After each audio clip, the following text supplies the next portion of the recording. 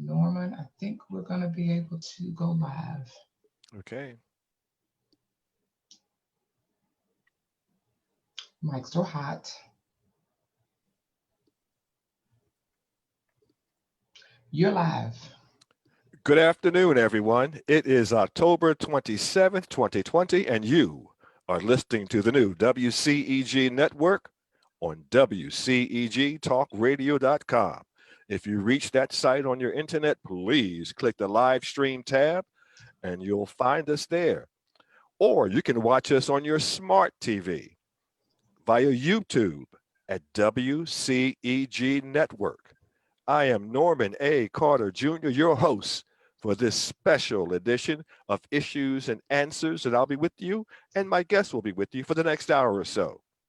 We are the Worldwide Community Empowerment Group, where we speak life into the community. You may like us on Facebook, follow us on Twitter, and on Instagram at WCEG underscore talk underscore radio and at WCEG Network. I caution you that the topics and opinions that you hear today are those of the show hosts, moi, and my special guest, and not the WCEG Network, so leave my boss alone. We thank you for your continued support. Ladies and gentlemen, I would like to welcome Mr. Matthew, or shall I call you Matt, Lieberman, who is running for the U.S. Senate of Yeah. Georgia. Welcome, sir. Norman, it's good to be here. Call me Matt. Absolutely call me Matt. Yes. Okay, Matt, glad to meet you. If you don't mind, I'll give our audience a little background about you, and then you can take it from there. All right.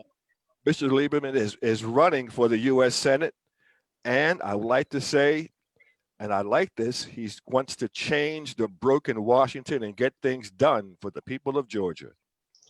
Mr. Lieberman graduated from Yale and got his JD degree from Yale Law School. After 2 years of practicing law, he decided that there were more rewarding ways to make a difference. So instead of cashing in on his degree, he became a school teacher. Honorable. After over a decade later, Matt started a Georgia business to provide health care to families, small businesses, and union members. In the Senate, he is determined to lower the cost of insurance premiums and prescription drugs. And in case that last name sounds familiar, he's the son of former Democratic vice presidential nominee Joe Lieberman.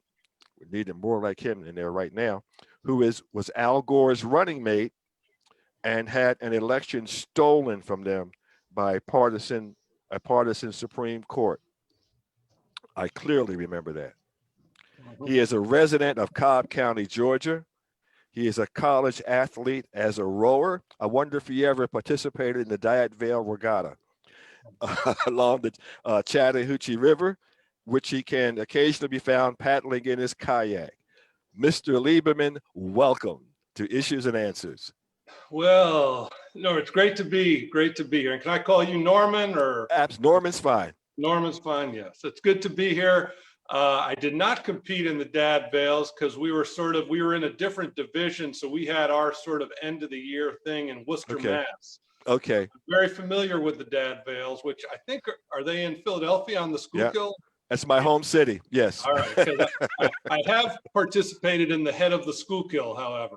Okay. Which was a race in the fall, which is a few miles long, and at that time, anyhow, the Schuylkill is very scenic, but it had a reputation for being somewhat polluted. Yes. There were, I guess, the rowing community version of urban myths. Yes. Crews being out for practice and seeing like an arm rise up out of the water. Absolutely. There's more truth to that than myth. Trust me. Anyway, it's good Absolutely. to be with you. Same here, sir. Same here. Same here. So, I'd just like you to give us an opportunity to learn a little bit more about you. I do have some questions for later on, but for right now, the microphone is yours, sir. All right. Well, thank you. I mean, I'll give you, I guess, a little more of my background, and which I find endlessly fascinating. So you need to cut me off at some point if it gets. We've got time. It won't be too long, but yeah. So like most Georgians, certainly in Metro Atlanta nowadays, I am a Georgian by choice. I wasn't born there. I was born in New Haven, Connecticut, and spent my first 36 years there. And as you said, I was educated there, and was fortunate that Yale kept admitting me.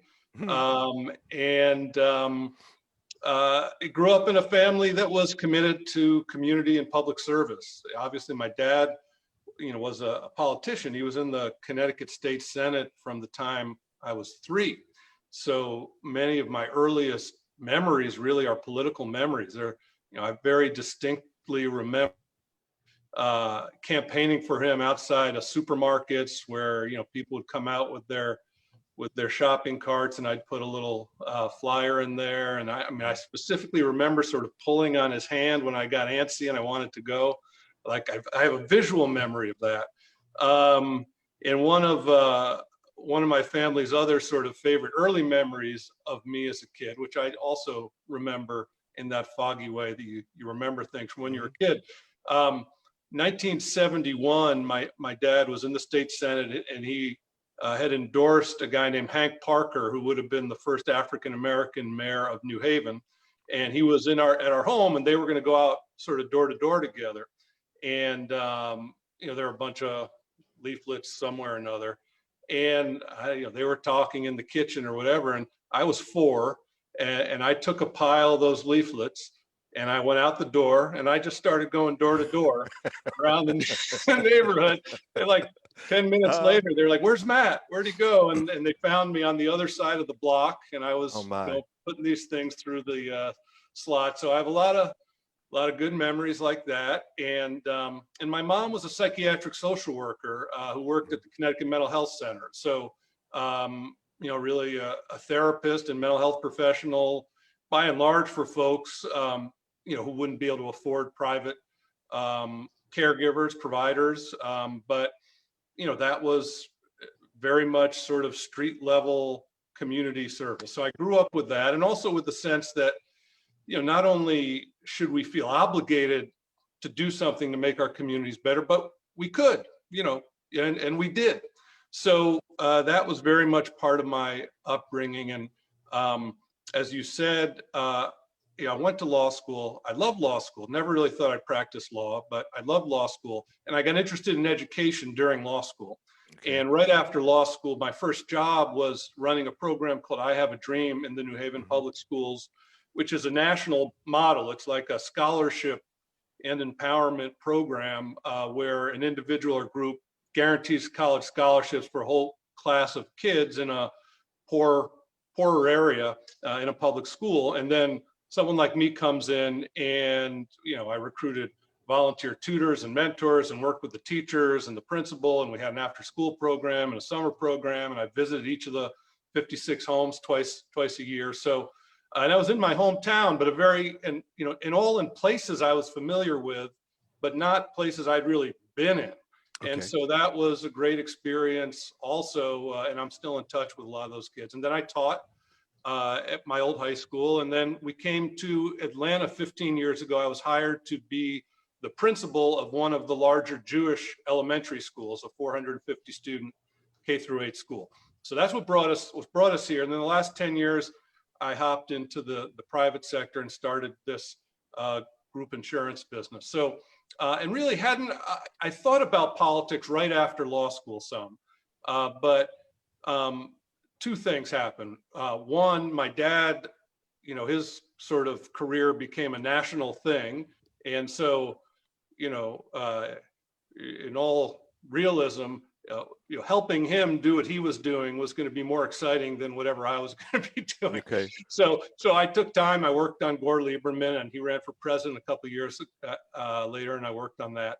And the other thing was, just as we had 2 kids, and as it turned out, I was going to have to be sort of the on-call go-to parent, and I love that, and that's been a huge part of what I've done the last 20 years.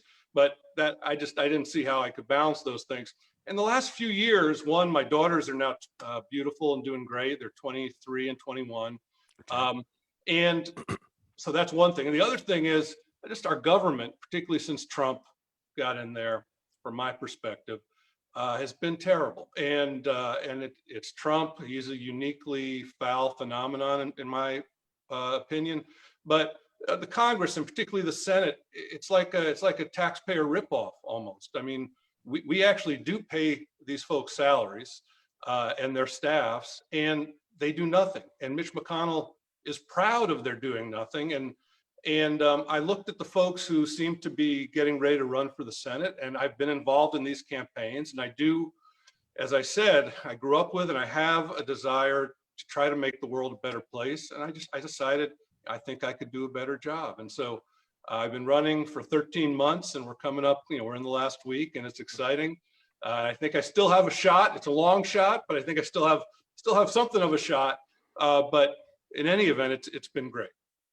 Well, it seems as though that since the age of 4, you've exhibited the fact that this is in your DNA, and this is where you belong.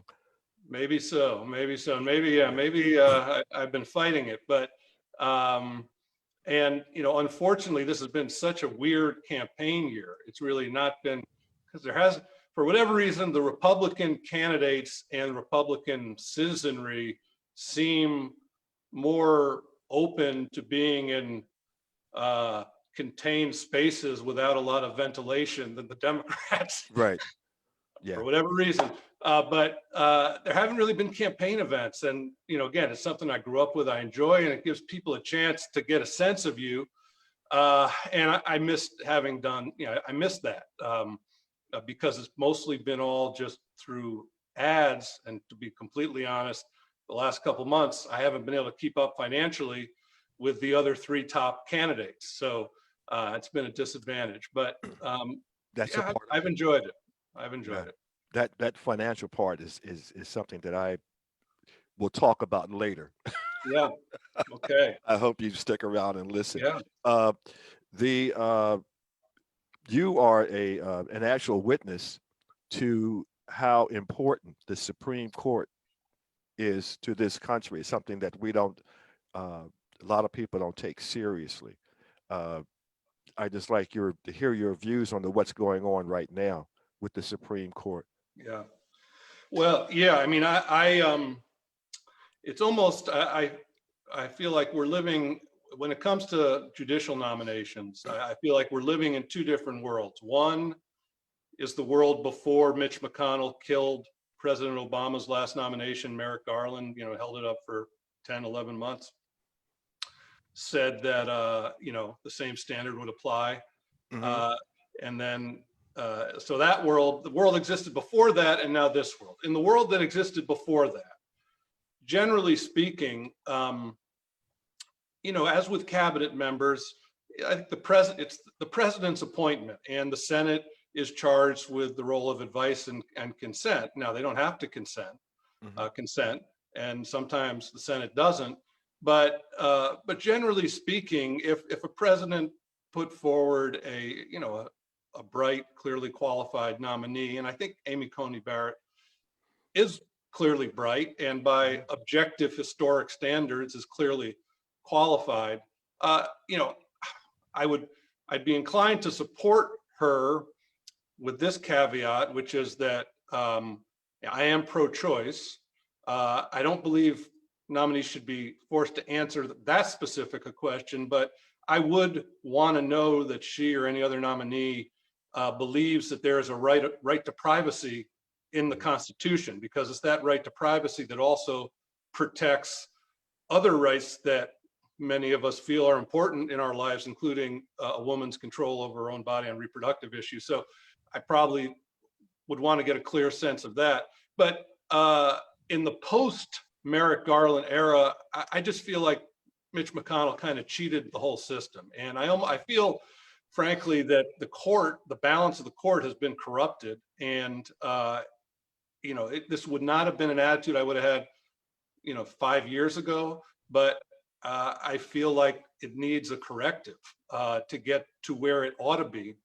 Had McConnell allowed Merrick Garland to be, to take the court. So, and whether that's adding seats, I'm tempted to say I like the idea of adding some seats to the court if the Democrats are in charge of the Senate. However, I think I'd probably only favor that if there is a way to write the law so that a Republican Senate couldn't just add 2 more or 3 more, because at some point it'd be ridiculous. You could have 70 Supreme Court justices, which that's not the idea. So, and you're right. Look, I remember with Bush v. Gore, which was the Supreme Court decision that killed the recount in Florida in 2000 and sealed the deal for George W. Bush.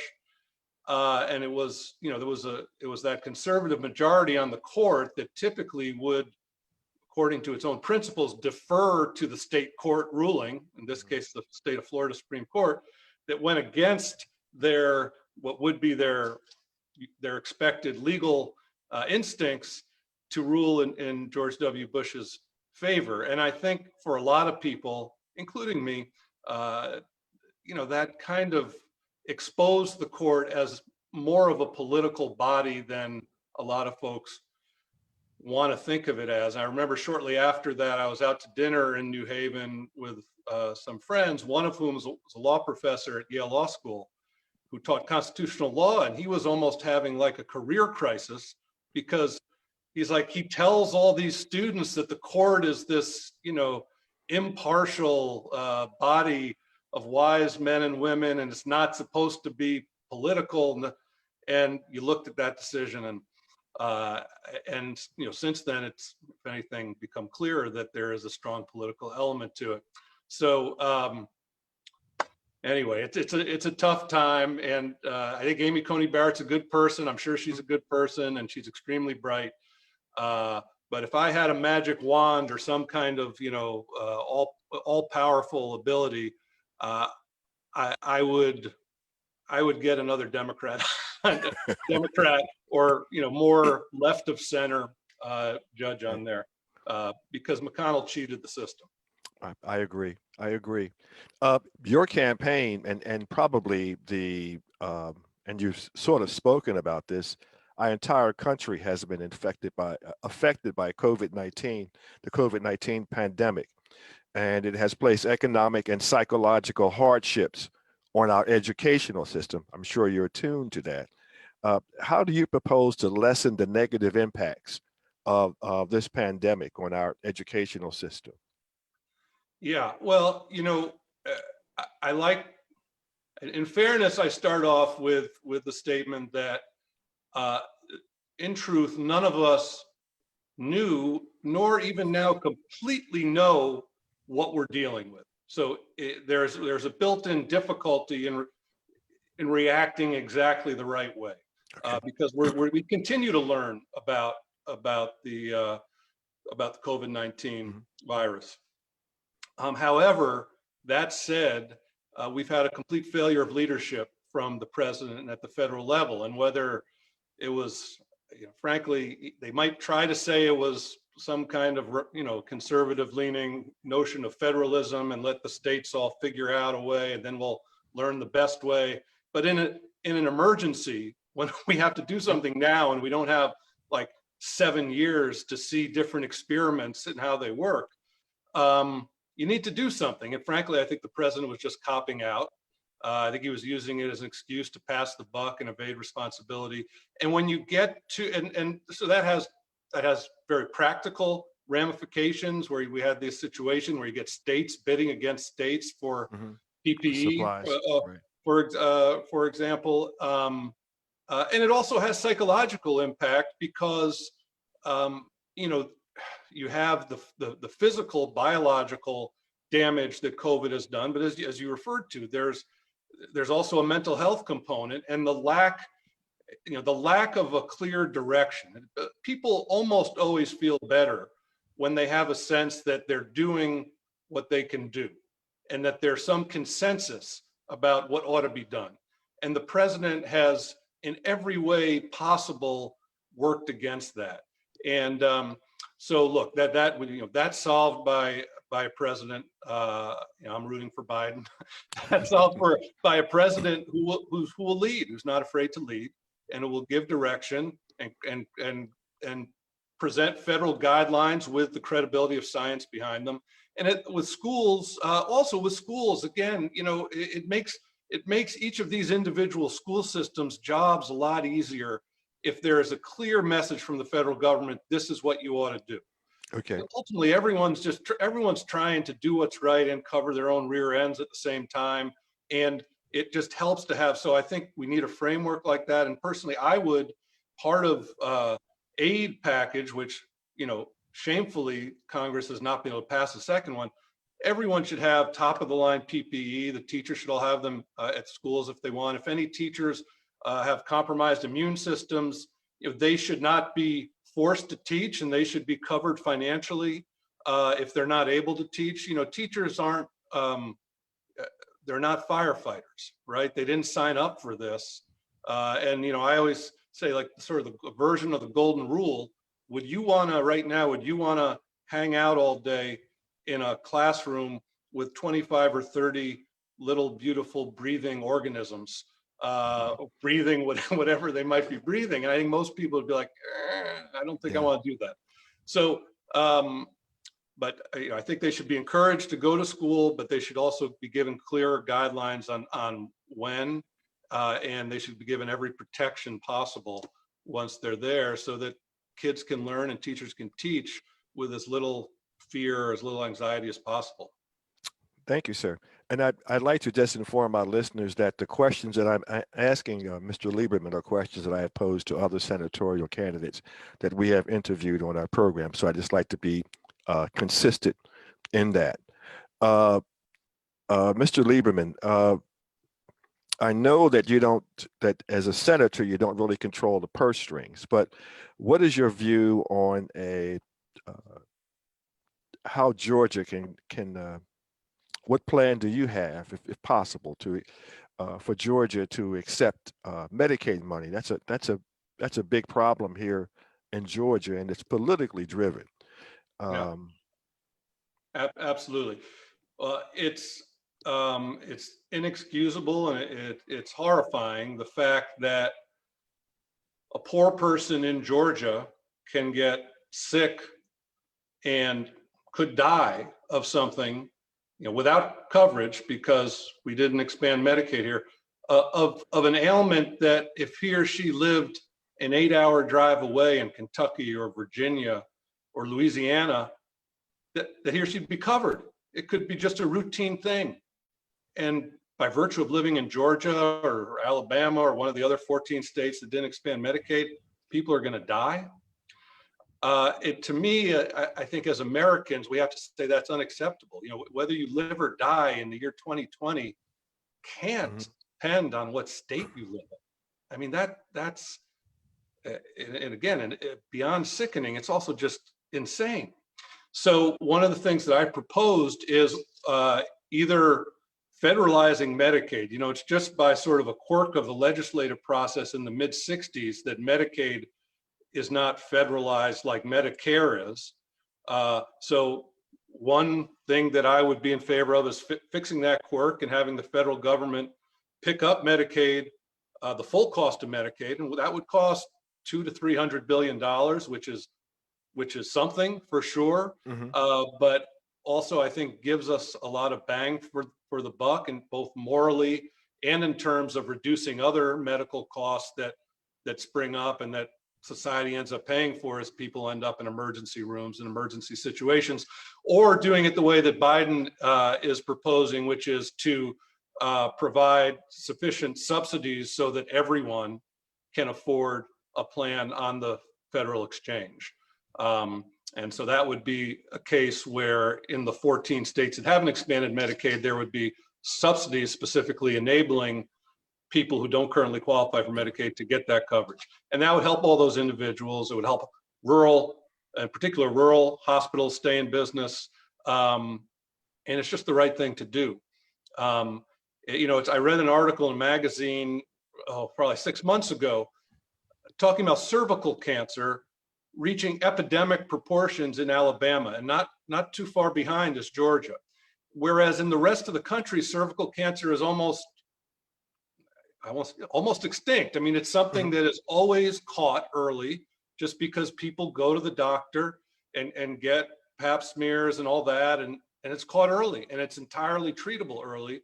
But in states without Medicaid expansion, people who don't have coverage aren't going. And so they don't learn about it until it becomes an emergency situation, at which point it's often too late. That's crazy. And we can fix it, and it's worth fixing it.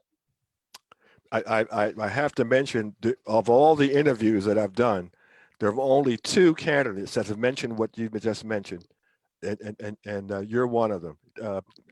It's it's knowing what you're talking about and being qualified to go into a senatorial position. Thank you very much for that answer. Thank you. Thank you. What is the one? I don't know whether this is a fair issue, but question. But it's occurred. Is there any one issue that would cause you to vote to shut down the government? Shut down the government, or sort of like, or for COVID, or just generally like? Generally, like what happens in in January or yeah.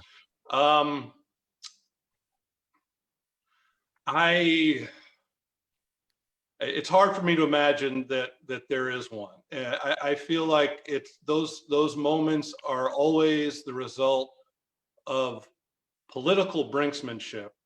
There's always a policy solution. It's just that neither side wants to take it. And that happens sometimes, but both parties need to be able to get over themselves enough to actually accomplish something. And if we're shutting down the government, that has so many side effects. And ultimately, no one's a winner. Maybe someone's a winner politically, but and that's what's upsetting about what's going on with the HEROES Act, the second round of COVID aid that's not going to happen.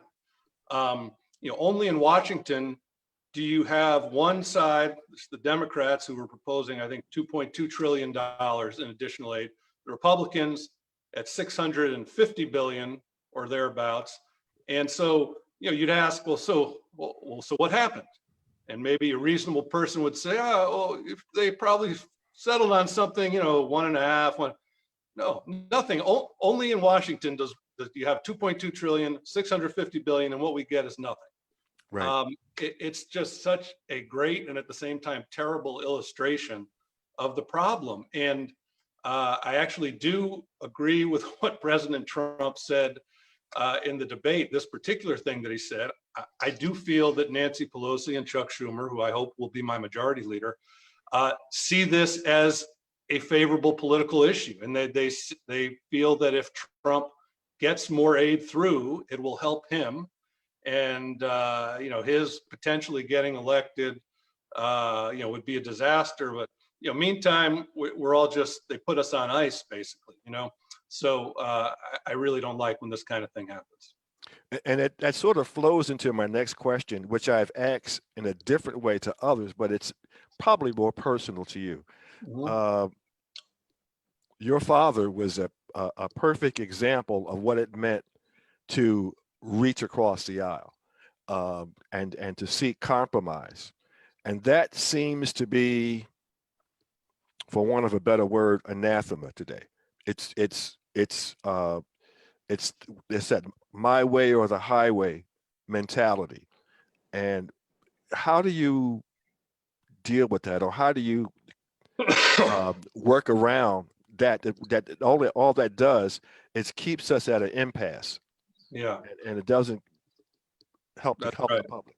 That's right. Yeah, I agree. And, I think President Obama said this maybe a year and a half ago or so, a couple of years ago.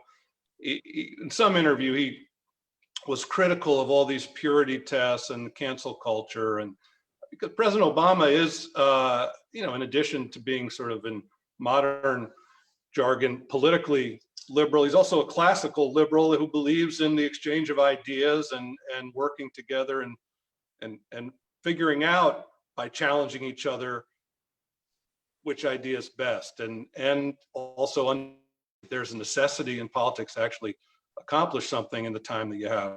So it's hard. And my dad, I'm very proud that he did that, that he was someone who would work, looked for ways to work with the other party. It's not just to sort of be happy and get along, it's to accomplish something. Mm-hmm. It's so you can deliver something.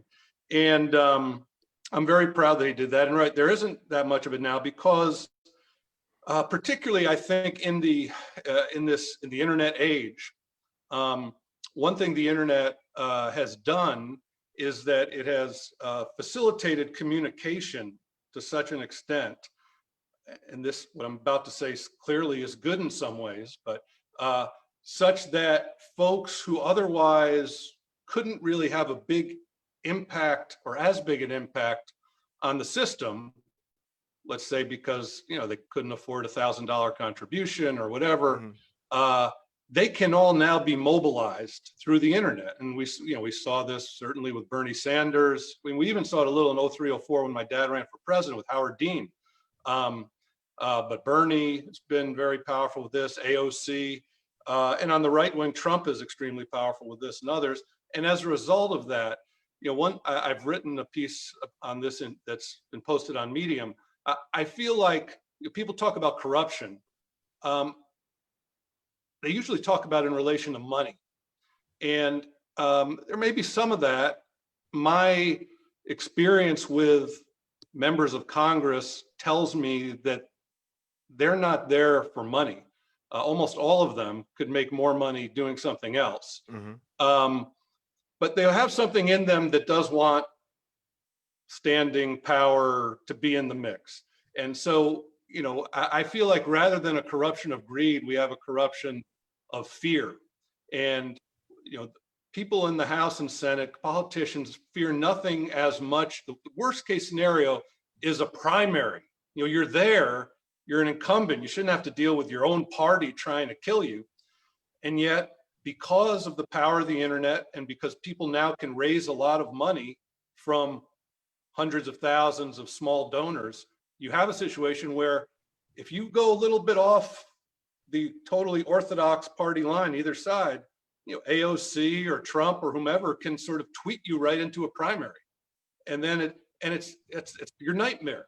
And so people tend to just stay, be good worker bees, just stay where they're supposed to stay, and not venture out into no man's land and try to get something done.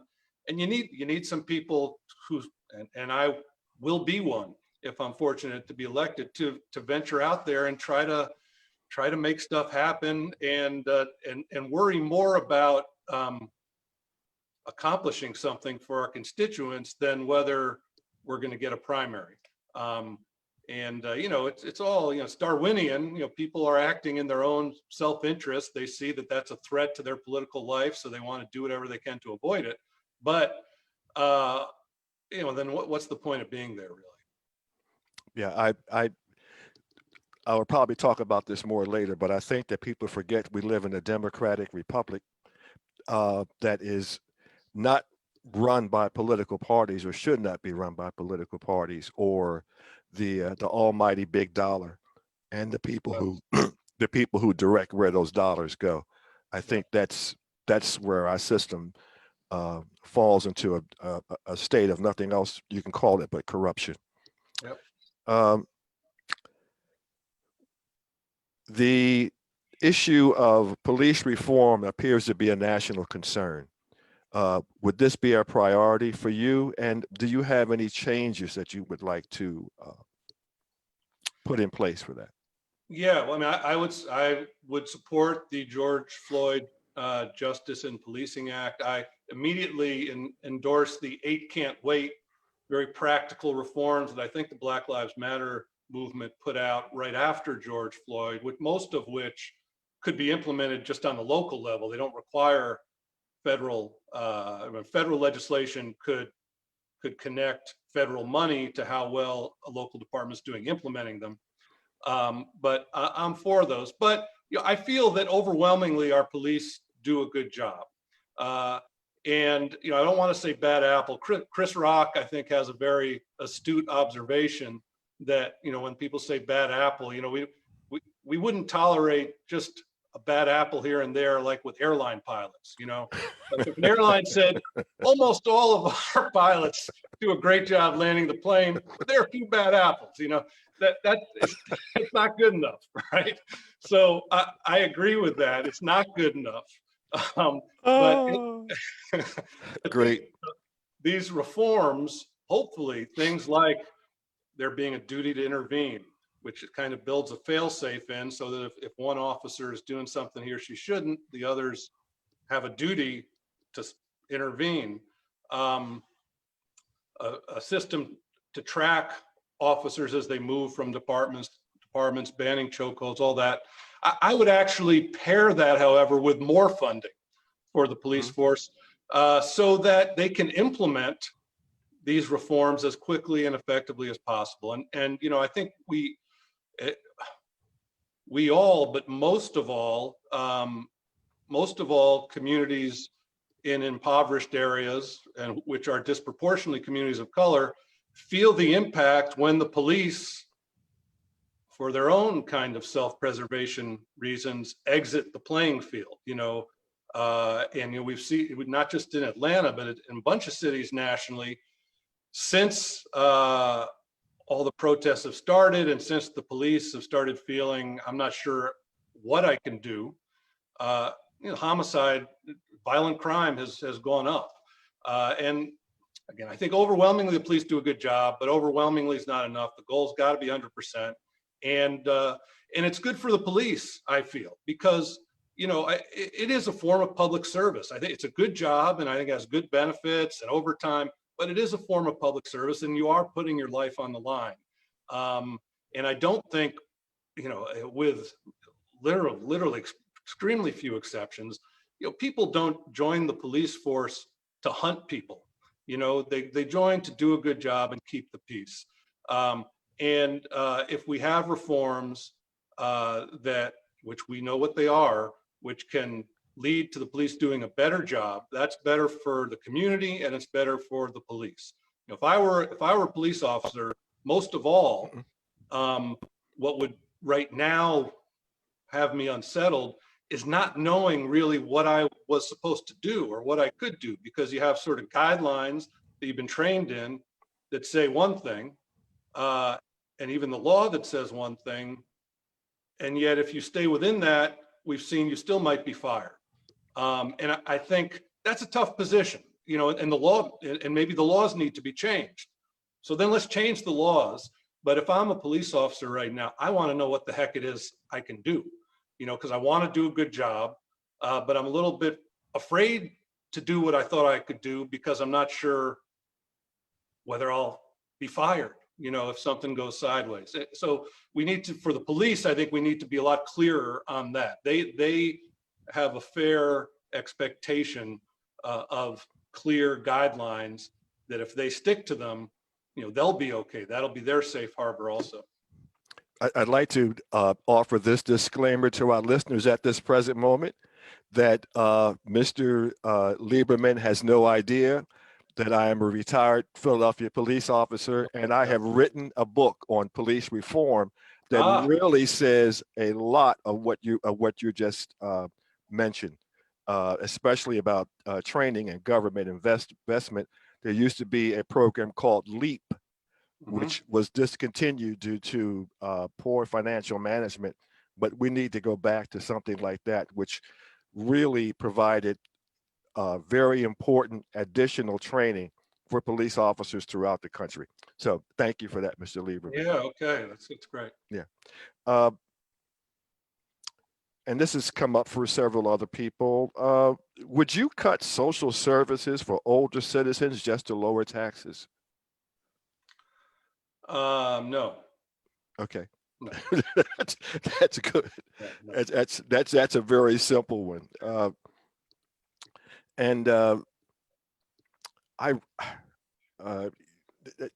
there any constitutional amendments that you would propose changing to improve the lives of your constituents?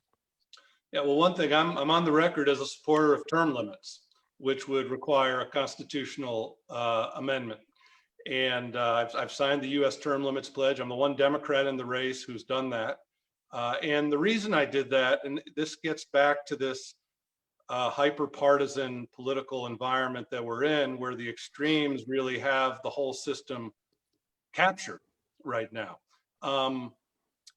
So I just described that whole dynamic a few minutes ago. I feel like if there were term limits, at least immediately, it would mean that for at least half of the senator's time in office, which would be capped at 2 full terms, at least for half of that time, that senator could truly be focused on the majority of his or her constituents and not worry at all about what the right wing or the left wing, whatever it may be, says or says they have to do. And I think that would be, if you had half of the Senate operating with that mindset half of the time, I think that would just automatically make for a much more effective legislative body.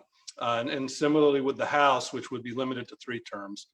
So it would be, I guess, 1/3 of the House members' time. They'd be totally able to focus on their constituents and not the sort of self-preservation politics. So that's one term. That's one constitutional amendment.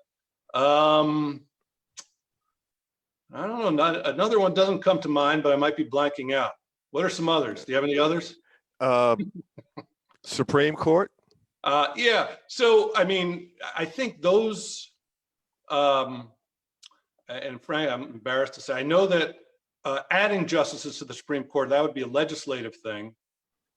And I've talked about that. I don't believe in term limits for the Supreme Court. I think a life term, I just don't think that's the problem with the Supreme Court. I like the idea of justices being kind of Free. And yeah. But yeah, no, that's it. I think that's it. Well, I really have exhausted my prepared questions for you, Mr. Lieberman. I really thank you for, I mean, you've given some very clear, well thought out answers, and that I thought were informative for your constituency and our voters. Would you care to make a closing statement now? Absolutely. Look, I'll make the closing statement that I would have made in our final debate on Sunday, which unfortunately was canceled on WSB because Reverend Warnock and Kelly Loeffler, I'll put it politely, chickened out. Let me say what I was going to say then, which is this. In the mafia, they have a thing called made men. If you've seen it in movies, or maybe you're in the mafia, some of your viewers, I'm not asking. Yeah. But basically, I'm running against 3 made men. One of them's a woman. Kelly was really made by Brian Kemp. Doug Collins is made by Trump Inc. And the Reverend was made by Chuck Schumer. And when you're made, you're provided for and you're protected, but you also owe a total allegiance to the boss who made you. And that's really the case with my 3 primary opponents. If they're elected, their first loyalty will be to that boss and not to us. And in fact, the only reason they would have been even at the debate, they're where they are, is because they were selected the way they were. The only reason I'm here in this race doing pretty well is because of the people of Georgia and their support. And the only ones who could make me are you. And if I'm elected to be your senator, the only one I'm going to work for is you. And that's the way it should be. And so, hey, for your viewers and listeners, I'm asking for your vote. And because this isn't the mafia, it's a democracy. You're the boss, and I'm not going to let you down. So your support would mean a great deal to me, and I will be all about Georgia, and you can know that for certain. Thank you very much, Mr. Lieberman. All right. We have really appreciated having you. Sincerely, I know that I have really appreciated having you, hearing your views. I thank you for coming on to WCEG. All right, Norm, thanks. I've I- enjoyed it a lot. I enjoy the questions. It was good talking and getting to know you virtually. I do have a little commentary, and Mr. Lieberman, you're invited to stick around for the next few minutes if you like.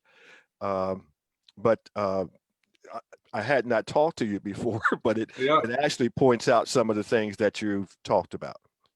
got it. And I was just Yes. so a note, I should say my website is liebermanforsenate.com. Right.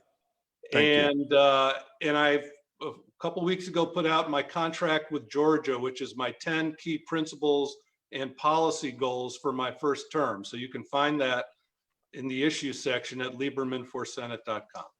Thank you very much for that. Thank you. Okay. My oversight in not pointing that out. To my listeners, we are nearing the end of another presidential election season. Just as most of you are becoming tired of the seemingly endless political commercials. Nearly all are filled with either exaggerations or outright lies about the opposing candidate. Few give a positive account of the qualifications of the candidate paying for the commercial. They are designed to appeal to people who either cannot or will not think critically. Behind the scenes, operatives tell the candidate that the goal is to win at any cost, even when that cost is betrayal of the truth.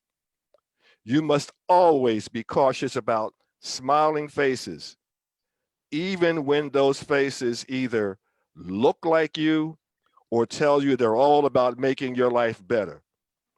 You cannot allow yourself to be swayed by appearances or empty promises. Hint, most candidates do not write their own statements. They are written by people who are professional speechwriters. In addition, to mount a campaign for even a local office, and we touched on this a little bit today, one must spend from $10,000 to $50,000. That's for a local election. On a campaign for U.S. Congressperson or U.S. Senator, the amount of money to be spent rises to the millions of dollars. And therein lies the problem for voters. There, my friend, we find the seeds of corruption planted in the garden of public trust. The weed that grows can inhibit the growth of our communities and our nation for years or decades. Just look at the recent Supreme Court appointments. We slept, they gloated, now we suffer.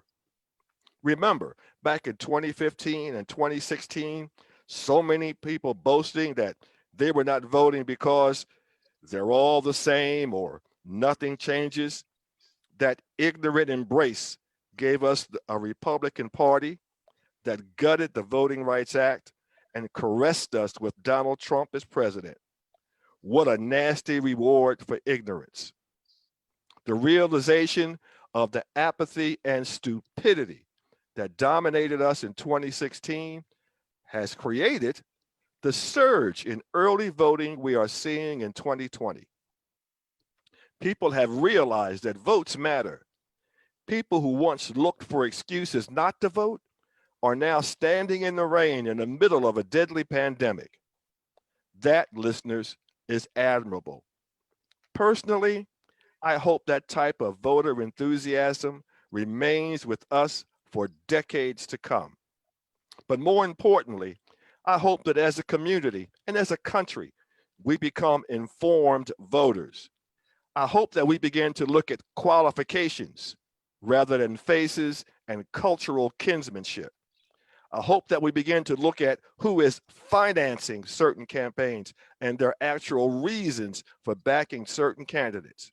Remember, a Judas goat always looks like the rest of the flock they're leading to slaughter.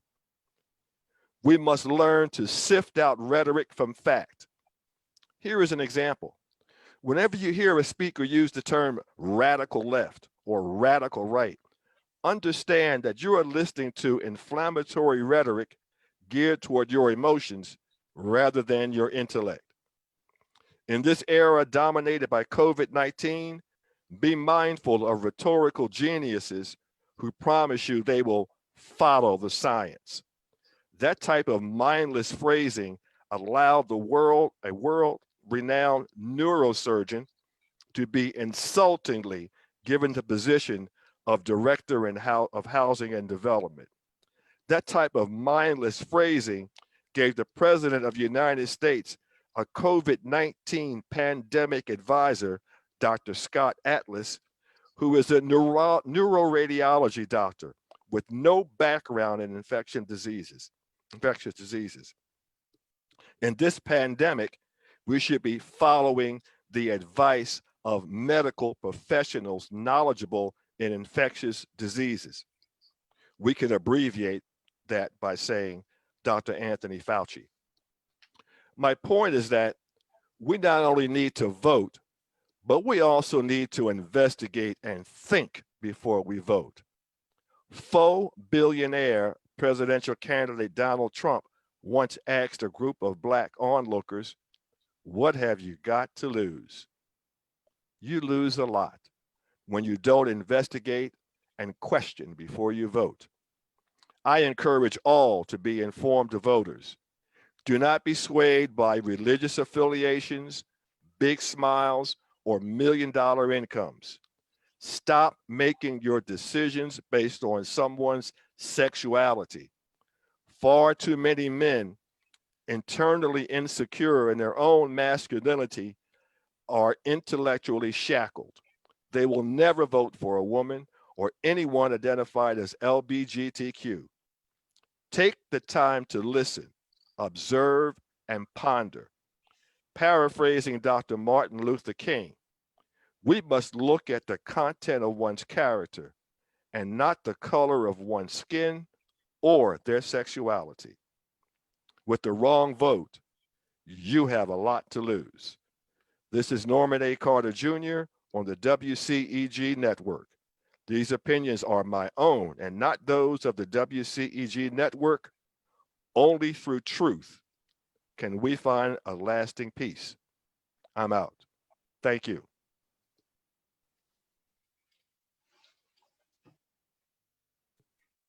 All right, thank you. Thank you, sir. Great. We'll see you. Great having you. All right, thanks.